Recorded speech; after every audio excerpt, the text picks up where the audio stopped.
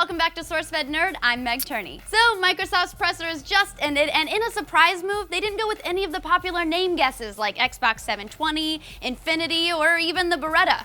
They opted instead to call it Xbox One. Some people have openly bashed the moniker, pointing out that this isn't in fact the first Xbox iteration, but I don't know, I get where they're going with it being all your media in one system, so it doesn't really bother me. Doesn't bother you? Xbox One? The first Xbox was Xbox One. Now, rather than pull a Sony, they actually showed off the system, which is a little heftier than I thought it'd be, with a sleek black finish that's similar to their current 360. The specs were exactly what we discussed in this video yesterday, so no surprises on that front. In short, it's great for a console, but it's never gonna touch PC. The one gap they did fill in spec-wise was the hard drive size, which sits at a very pretty 500 gigs. Of course, as we also expected, it will ship with Kinect included, and boy, did Kinect take a very serious step in the 1984 direction. Kinect is always listening.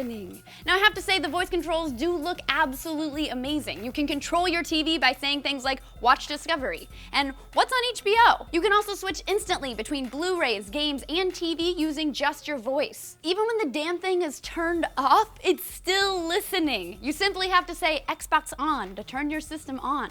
Now while that's kind of amazing, it's also kind of tricky. For instance, if you're yelling at your roommate for leaving your Xbox on last week, is that gonna boot up your system? How about saying something like, how can you not watch HBO? Is that gonna change your channel? All these things and more have to be figured out, and I'd love to see them in practice. We also got a taste of a few of the new hand gestures, which included gripping the screen and moving them together to shrink the screen for easier access to other apps. And when you're done, gripping and stretching to return your movie to full size. Pretty cool, but if you're pretty animated with your hands, you might start flipping shit on accident. For those of us who live far away from home, the new group video chats via Skype is a pretty welcome addition. You can answer calls from loved ones in-game and continue to game while their video window docks to the side. So you can ignore your mom in real time while she's across the country. They briefly mentioned a few other features, including recording gameplay to share, allowing players to enter matchmaking queues in one game while playing another, and making changes to the achievement system, but they didn't really dive into too much detail. We'll probably hear more about this at E3. As for games, they didn't really show that much that I found super interesting. The new Forza, which will be a launch title, did look really, really beautiful.